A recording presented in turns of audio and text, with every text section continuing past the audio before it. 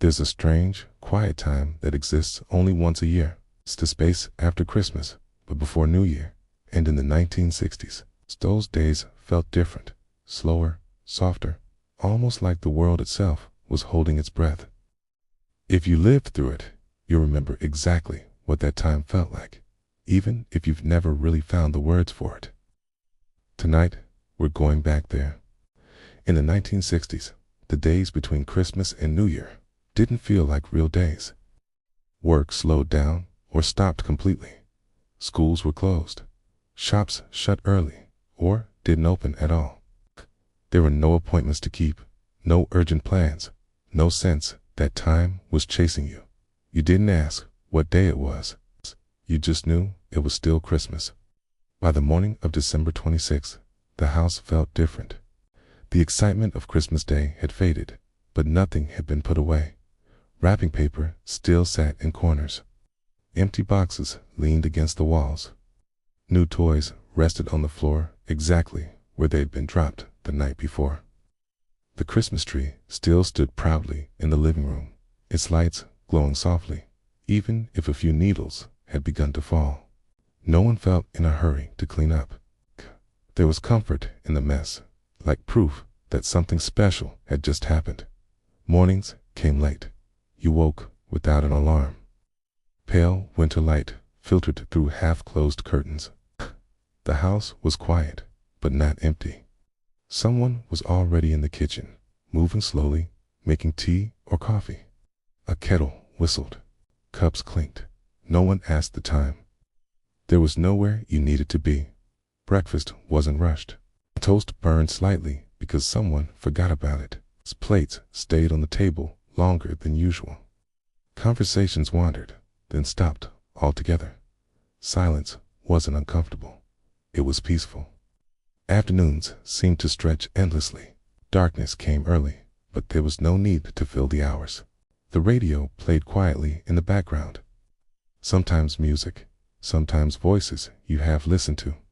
The television might be on too, showing a film you'd already seen and didn't mind watching again. People dozed in armchairs.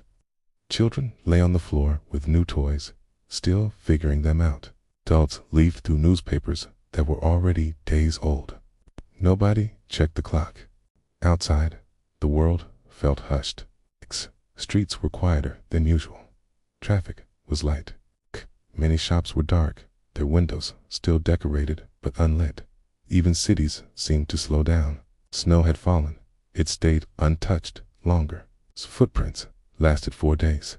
Sounds carried farther in the cold air. It felt like the entire country had paused together.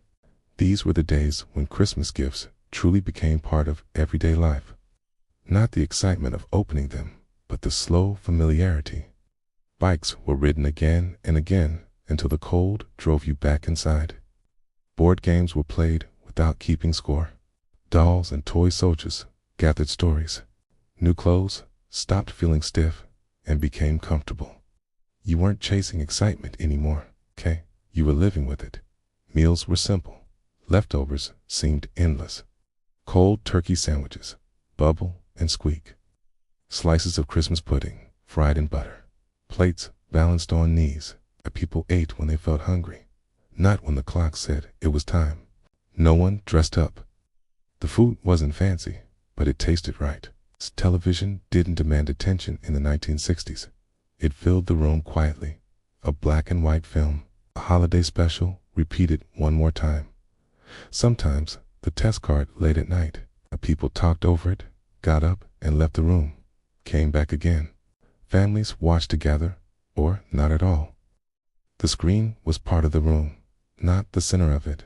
Evenings felt gentle. Lamps were switched on one by one.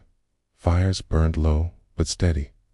Carols still played on the radio, softer now, less frequent. There was no rush toward the next holiday, no pressure to plan. Warmth, rest, and recovery after Christmas Day. There was also a feeling of permission during those days. Permission to rest. Permission to be unproductive. Adults didn't talk about goals or deadlines. Children weren't rushed. The world felt like it had given everyone a short break. Sometimes neighbors dropped by without warning. Coats stayed on.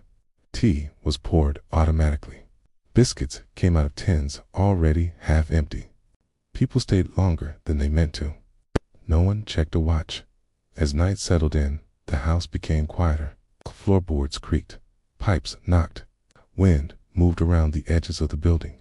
These were familiar winter sounds. Reassuring ones. You knew exactly where you were. When bedtime came, it wasn't resisted. Heavy blankets were pulled high. Cold sheets warmed slowly beneath you. Tomorrow's clothes were placed nearby so they wouldn't feel frozen in the morning. Outside, the night felt wide and still. Sometimes you lay awake listening. A distant car. A dog barking far away. The low sound of adults talking downstairs. The comforting knowledge that everyone was there, together, waiting for the year to turn. Thoughts of the new year arrived quietly, not with pressure, just awareness. School would start again. Work would return. Life would speed up soon enough, but not yet. There was still time to sit with your thoughts. Looking back now, it's clear how rare that time was. Today, those days barely exist. The world restarts immediately. Emails return. Shops reopen. Noise rushes back in. But in the 1960s, that quiet stretch belonged to everyone. A shared pause, a collective breath. If you remember those days, then you remember something special, something we don't often experience anymore. Take a moment and think back. What did those days feel like in your home? Share your memories in the comments. And if you enjoyed these journeys back in time, please like, share, and subscribe, and turn on notifications. There are still so many quiet moments from the past waiting to be remembered. And we'll keep finding them together.